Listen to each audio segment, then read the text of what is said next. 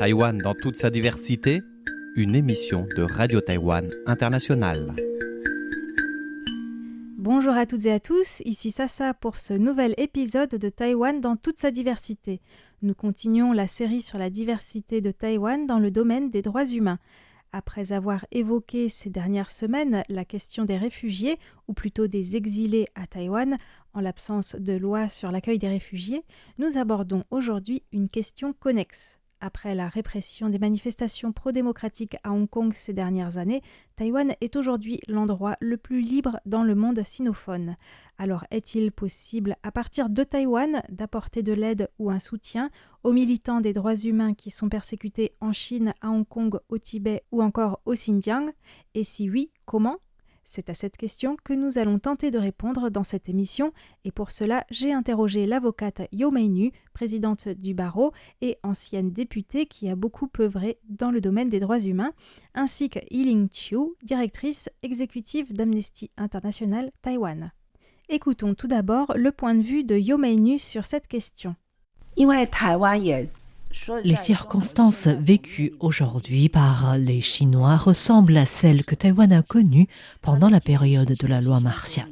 Et à cette époque, le fait que l'incident de Meilidao ait pu devenir un jalon important dans la démocratisation de Taïwan est aussi largement dû au soutien des organisations internationales, surtout le fait que le président Jiang Jingguo ait accepté un procès public sur cet incident. Ce procès a été crucial pour que la population se rende compte qu'il y avait un énorme fossé entre ce que disait le gouvernement et ce qu'il faisait. C'est un retournement de situation miraculeux qui est notamment dû au fait que la pression constante des organisations internationales coïncidait avec le besoin vital du soutien international et surtout américain de Taïwan à l'époque. C'était une pression imperceptible mais bien réelle exercée par le gouvernement. Par conséquent, les déclarations de soutien des organisations internationales sont très importantes pour le mouvement chinois de défense des droits, notamment pour les avocats qui sont persécutés. Selon Yo Mei-nu, les déclarations ou démarches que peut faire Taïwan par la voix de son gouvernement ou du barreau, c'est-à-dire l'association des avocats, ou encore à travers les déclarations d'ONG ont un impact, même si cela n'est pas évident au premier abord. Le cas de Li Mingzhe, un Taïwanais arrêté en Chine en 2017 et accusé par le Parti communiste chinois de subversion et emprisonné 5 ans, est très intéressant pour se rendre compte de l'impact que peuvent avoir ces déclarations et démarches. Concernant Li Mingzhe, à son retour, nous lui avons demandé s'il savait que nous avions fait des déclarations de soutien. Bien sûr, il ne savait pas, mais il a vérifié ensuite et a remarqué que les moments où il avait été un peu mieux traité coïncidaient avec les moments où les Taïwanais étaient allés s'exprimer auprès de l'Union européenne et dans le cadre d'auditions parlementaires aux États-Unis, ce qui a permis d'exercer une pression sur la Chine à travers la communauté internationale. S'il n'y avait pas eu de soutien de l'extérieur, peut-être aurait-il été incarcéré dans une prison secrète. Malheureusement, il faut rappeler que le cas de Li Mingzhe n'est pas isolé, comme vient nous le rappeler l'arrestation récente en Chine de l'éditeur Fu Cha, qui est aussi animateur en mandarin pour Radio Taïwan International. Taïwan est aujourd'hui une société libre et démocratique, mais elle ne l'a pas toujours été et c'est même assez récent puisque le processus de démocratisation ne date que des années 1980.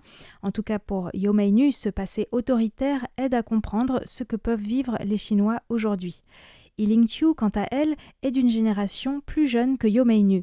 Elle a vécu l'arrestation de Li Mingzhe un peu différemment, car elle a surtout connu un Taïwan démocratique.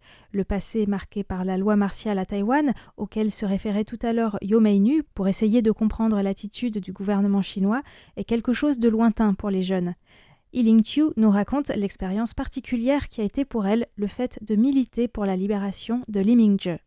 因为台湾其实已经很就是我们解严之后，大概已经很久没有所谓的政治犯。Étant donné que la loi martiale a déjà été levée de longue date à Taïwan, cela faisait longtemps que nous n'avions plus de prisonniers politiques ou de personnes arrêtées pour avoir exprimé leur opinion. Dans cette situation, nous ne savions pas trop ce que les autorités chinoises prévoyaient de faire. Et bien sûr, elles ne réagissaient pas aux déclarations de notre gouvernement. Nous avions l'impression de nous adresser à un mur. C'était comme si nos paroles étaient emportées par le vent. On a vraiment dû se creuser la tête pour trouver des moyens de changer cette situation. Comme vous avez pu l'entendre dans les épisodes précédents, Taïwan est un refuge pour des militants hongkongais, notamment le libraire Lam Win Ki, et pour des militants tibétains qui ont fondé des associations de défense de la culture tibétaine et qui militent pour un Tibet libre. Quant aux Ouïghours, ils ont aussi une association à Taïwan et des ONG taïwanaises font des déclarations lorsqu'il y a de nouvelles arrestations. Pour mémoire, l'économiste ouïghour Ilham Tohti, qui a reçu le prix Sakharov en 2019, est toujours emprisonné, cela fait presque 10 ans, accusé de séparatisme par les autorités chinoises. Le yuan législatif taïwanais a quant à lui adopté une résolution interpartie le 27 décembre dernier pour dénoncer les atrocités du Parti communiste chinois à l'encontre des Ouïghours, ce qu'avaient déjà fait les parlements du Canada, de France, du Royaume-Uni, d'Irlande, de Lituanie, de République tchèque, de l'Union européenne et des États-Unis. Taïwan est donc le premier pays asiatique à l'avoir fait. Peu après, en février 2023, le yuan législatif a aussi accueilli une conférence de presse de représentants de l'ONG américaine Campaign for Uyghur et du Centre pour les études ouïghours en présence de Hua Kai-si, l'un des porte-parole des étudiants lors des manifestations de la place Tiananmen en 1989 et qui est d'origine ouïghour. Il vit actuellement à Taïwan. Lors de cette conférence de presse, les représentants de ces associations ont encouragé les Taïwanais à défendre la démocratie sous peine de devenir le prochain Hong Kong ou même le prochain Xinjiang en cas de prise de contrôle par le Parti communiste chinois. Les représentants associatifs ouïghours ont aussi conseillé au gouvernement taïwanais d'octroyer des bourses d'études à des Ouïghours pour qu'ils viennent à Taïwan faire des recherches sur leur histoire et leur culture. Je redonne la parole à l'avocate et ancienne députée Yo Mei-nu. C'est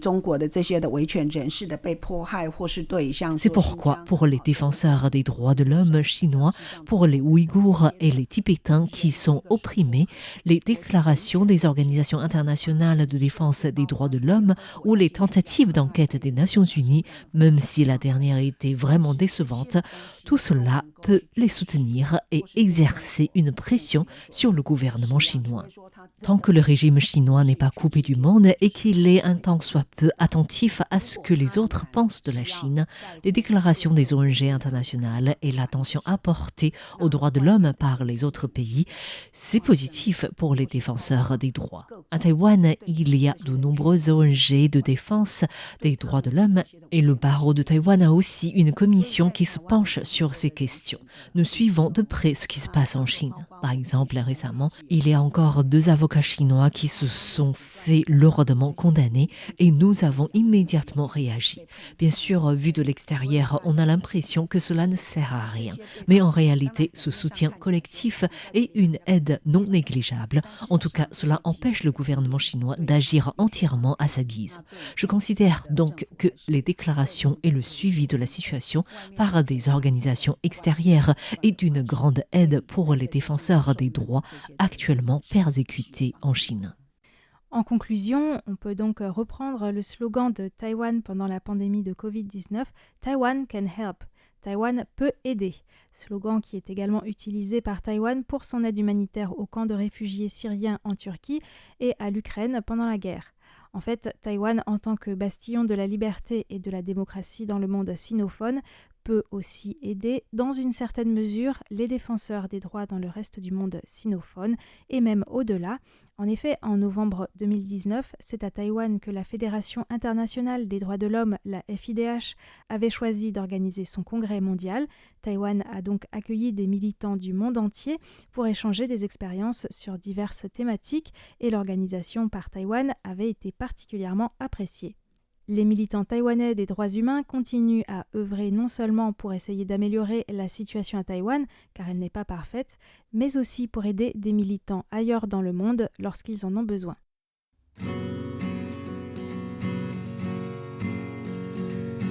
C'est ainsi que s'achève cette émission. Merci beaucoup de l'avoir suivie. Je vous donne rendez-vous mercredi prochain pour un nouvel épisode qui sera consacré cette fois-ci aux droits de l'enfant à Taïwan.